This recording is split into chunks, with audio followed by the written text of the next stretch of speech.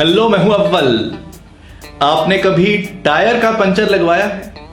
Puncture लगाने वाला tyre के रबर को कभी भी इस गम के साथ नहीं जोड़ता जिससे हम चार्ट पेपर चिपकाते हैं। वो यूज करता है स्पेशल क्वालिटी की गम जिससे रबर, प्लास्टिक, लकड़ी वगैरह जोड़े जाते हैं। ऐसी गम ज्यादातर पेंट और हार्डवेयर की शॉप्स पे मिलती है। इसी तरह से हम चार्ट पेपर पे चमकीली लगाते हुए, ग्लिटर लगाते हुए, या फिर पासपोर्ट साइज फोटो को फॉर्म पे चिपकाते हुए, या फिर घर में पोस्टर लगाते हुए ये नॉर्मल वाली गम यूज करते हैं जो इसी काम के लिए बनी है और ये आमतौर पे स्टेशनरी शॉप्स पे मिल जाती है। ठीक ऐसे ही स्पेशल क्वालिटी वाली गम जैसा काम करते हैं इंग्लिश के कुछ वर्ड्स जो पूरे पूरे 2 सेंटेंसेस को आपस में जोड़ सकते हैं। ऐसे वर्ड्स जो सेंटेंसेस को या सेंटेंस के बड़े बड़े हिस्सों को जोड़ने की पावर रखते हैं, कनेक्ट करने की पावर रखते हैं। इंग्लिश ग्रामर में ऐसे वर्ड्स को कहते हैं कंजंक्शंस। एक एग्जांपल देता हूं। पहला सेंटेंस, मैं आज ऑफिस नहीं जाऊंगा। I will not go to the office today। दूसरा सेंटेंस, मैं बीमार हूं। I am sick। अब इन दोनों सेंटेंसेस को कनेक्ट कर सकता है एक कंजंक्शन वर्ड बिकॉज। बिकॉज का मतलब है क्योंकि। मैं आज ऑफिस नहीं जाऊंगा क्योंकि मैं बीमार हूं। I will not go to the office today because I am sick। Because की तरह और भी कंजंक्शंस हैं पर उनकी बात किसी और दिन करेंगे। फिलहाल मैंने आपको मतलब बता दिया है और अब आगे बढ़ते हैं। अब बात करते हैं नॉर्मल गम की। जैसे नॉर्मल गम को हल्की फुल्की चीजों को जोड़ने के लिए यूज किया जाता है, इसी तरह से इंग्लिश में भी कुछ वर्ड्स ऐसे हैं जो सेंटेंस के अंदर ही, सेंटेंस के बीच में ही छोटी छोटी इंफॉर्मेशन को जोड़ने का काम करते हैं। और इंग्लिश ग्रामर में ऐसे वर्ड्स को कहा जाता है प्रेपोजिशंस। ज्यादातर प्रेपोजिशंस का काम है सेंटेंस के अंदर कब, कहां, कैसे और किसके लिए ऐसी इंफॉर्मेशन को जोड़ना। कब मतलब समय की, वक्त की जानकारी। जैसे कि डॉक्टर 2 बजे तक मिल सकता है। Doctor can meet till 2 o'clock। यहां पे टिल है प्रेपोजिशन जो वक्त की इंफॉर्मेशन को सेंटेंस में कनेक्ट कर रही है। कहां मतलब जगह के बारे में बताना, स्थान के बारे में बताना। जैसे कि बुक टेबल पर है। The book is on the table. यहां पे ऑन है प्रपोजिशन जो बुक की जगह की जानकारी सेंटेंस में जोड़ रही है। जगह का मतलब डायरेक्शन भी हो सकता है। जैसे कि मेरा घर मार्केट के पास है। My house is near the market. यहां पे नियर प्रपोजिशन है। कैसे मतलब किस तरह से, किस साधन से, किस जरिए से। जैसे कि मैं बस से चला जाऊंगा। I will go by bus। इस सेंटेंस में बाय है प्रपोजिशन जो जाने के तरीके की इंफॉर्मेशन सेंटेंस में जोड़ रही है। यहां जिस साधन की बात हो रही है वो एक इंसान भी हो सकता है। जैसे कि ये घर मेरे द्वारा पेंट किया गया है। This house has been painted by me। By है प्रपोजिशन। किसके लिए मतलब कि कोई काम किस मकसद से किया जा रहा है। जैसे कि मेरा प्यार सिर्फ तुम्हारे लिए है। My love is only for you. इस सेंटेंस में फॉर है प्रपोजिशन जो ये इंफॉर्मेशन ऐड कर रही है कि प्यार किसके लिए है। किसके लिए से मेरा मतलब सिर्फ इंसान के लिए नहीं है। यहां पे किसके लिए में किसी चीज के लिए भी बात हो सकती है। जैसे कि मैं जॉब ढूंढ रहा हूं। I am looking for a job. यहां पे भी फॉर है प्रपोजिशन क्योंकि जॉब के लिए तलाश हो रही है। अब मैं आपको कुछ याद दिलाता हूं। जो सेंटेंस हमने कंजंक्शन की एग्जाम्पल के तौर पे देखा था वो था I will not go to the office because I am sick. इसमें भी एक प्रपोजिशन है टू जो कि जगह यानी कि ऑफिस की जानकारी सेंटेंस में ऐड कर रही है। सो कहने का मतलब यह है कि एक ही सेंटेंस में हो सकते हैं एक या एक से ज्यादा प्रेपोजिशंस और कंजंक्शंस। और सिर्फ इतना ही नहीं, यह भी हो सकता है कि प्रेपोजिशन एक से ज्यादा वर्ड से बनी हो। जैसे कि मैं उसके सामने बोल नहीं सकता, I can't speak in front of her. यहां पे इन फ्रंट ऑफ एक ही प्रेपोजिशन है जो 3 वर्ड्स के साथ बनी है। अब जिस तरह की इंग्लिश में मैं विश्वास रखता हूं, उसमें सबसे ऊपर आता है अपनी बात को सही ढंग से, सही मतलब के साथ कह पाना। क्योंकि किसी भी लैंग्वेज का मतलब तभी है जब आप सामने वाले को बोल के वो कह सको जो आप कहना चाह रहे हो। हर लैंग्वेज में कुछ ऐसे रूल्स होते हैं जिन्हें अगर आप फॉलो ना करो तो बात का मीनिंग सही नहीं निकलता, बात अटपटी सी लगती है। और कुछ रूल्स होते हैं चॉइस के, कि ज्यादातर तो ऐसे बोला जाता है, पर अगर आप वैसे भी बोलो तो भी चलेगा। और सिर्फ इंग्लिश में ही नहीं, हर लैंग्वेज में ये चीजें होती हैं। प्रेपोजिशंस को यूज करने में भी कुछ रूल्स हैं, जैसे कि बॉटल में पानी है, the water is in the bottle.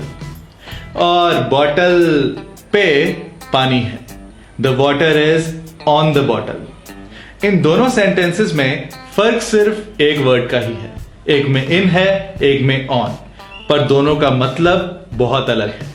अगर आपने कहना हो कि बॉटल में पानी है, पी लो, और आप गलती से कह दो कि बॉटल पे पानी है, पी लो, तो मुझे नहीं पता कि सामने वाला आपके साथ क्या करेगा।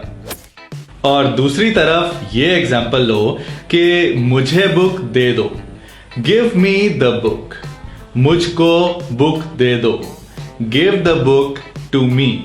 रूल्स की माने तो पहले वाला रूल्स के मुताबिक है, पर असल में मतलब दोनों का एक ही निकलता है। सो दूसरा भी गलत नहीं है। सो हम पहले वो प्रेपोजिशन समझेंगे जो सुपर इंपॉर्टेंट हैं और जहां गलती करने से सेंटेंस का मतलब बदल सकता है। अच्छी खबर यह है कि प्रेपोजिशंस की कोई फॉर्म नहीं होती। पास्ट टेंस हो, प्रेजेंट हो या फ्यूचर की बात हो, प्रेपोजिशन हमेशा एक ही फॉर्म में रहती है। जैसे कि मैं कुर्सी पे बैठता हूं, I sit on the chair. मैं कुर्सी पे बैठा हुआ हूं, I am sitting on the chair. मैं कुर्सी पे बैठा था, I sat on the chair. इन तीनों सेंटेंसेस में टेंस बदलता गया, लेकिन ऑन ही रहा। एक और मजेदार बात बताता हूं कि प्रेपोजिशन को प्रेपोजिशन क्यों बोलते हैं। इस एग्जाम्पल को देखो, बात करो, टॉक। अब इस सेंटेंस में इंफॉर्मेशन जोड़ते हैं कि कैसे बात करो।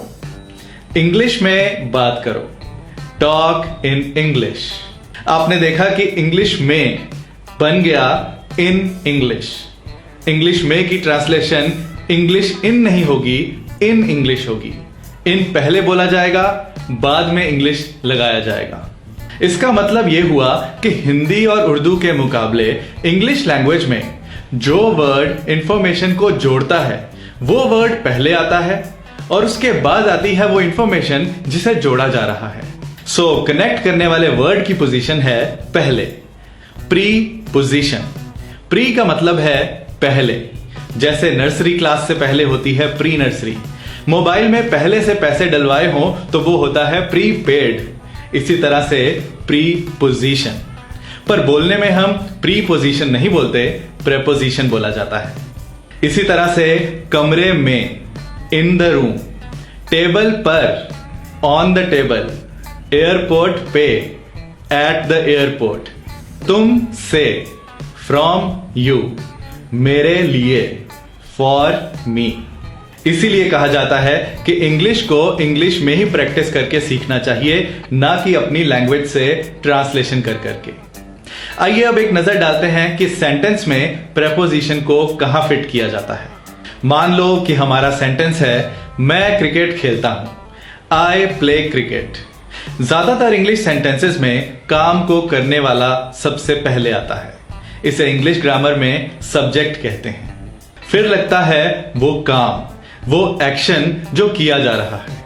इसे इंग्लिश ग्रामर में कहते हैं वर्ब।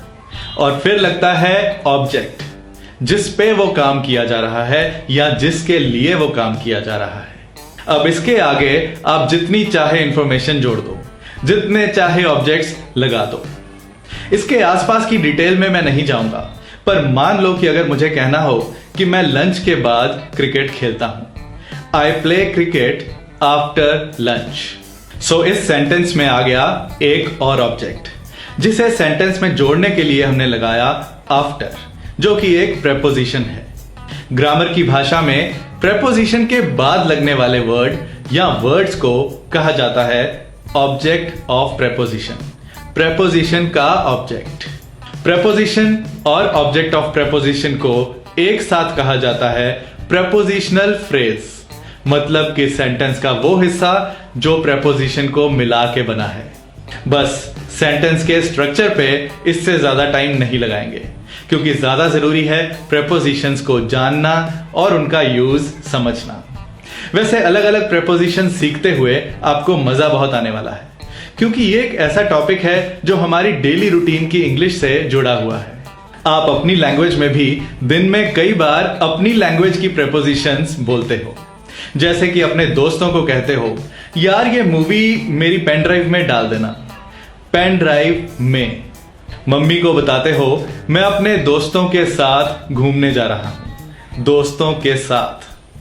बॉस को पूछते हो, मुझे अपने भाई की शादी के लिए छुट्टी मिल सकती है, शादी के लिए। और हॉरर मूवी में सुनते हो, जल्दी उठो, मुझे लगता है बेड के नीचे कोई है, बेड के नीचे। सो अगर इन बातों को इंग्लिश में बोलना है तो हमें इंग्लिश की अलग अलग प्रेपोजिशंस पता होनी चाहिए और उनका सही जगह पे इस्तेमाल करना भी आना चाहिए, ताकि हम प्रेपोजिशंस को अच्छे से समझ सकें। इसलिए मैंने इंग्लिश प्रेपोजिशंस के एक्सपर्ट मिस्टर उड़नछू को बुलाया हुआ है। पर पता नहीं वो बंदा कहां चला गया, कहीं दिख नहीं रहा। मैं इधर हूं, ये आवाज कहां से आई? ऊपर देखो अव्वल। ओह मिस्टर उड़नछू। हेलो दोस्तों, मैं हूं उड़नछू और मुझे उड़ना पसंद है। इस वीडियो में हमने सीखा कि प्रेपोजिशंस और कंजंक्शंस में क्या फर्क है, प्रेपोजिशंस क्या होती हैं और उन्हें प्रेपोजिशंस क्यों कहा जाता है। कुछ एग्जाम्पल्स के साथ हमने यह भी देखा कि प्रेपोजिशंस को किन मौकों पे यूज किया जाता है और सेंटेंस के स्ट्रक्चर में प्रेपोजिशन कहां फिट की जाती है। अब अगली कुछ वीडियोस में मैं आपको अलग अलग प्रेपोजिशंस और उनके यूज बताऊंगा। सो मैं मिलूंगा आपको कुछ इंटरेस्टिंग और इंपॉर्टेंट प्रेपोजिशंस के साथ अपनी नेक्स्ट वीडियो में। Thank you, bye bye.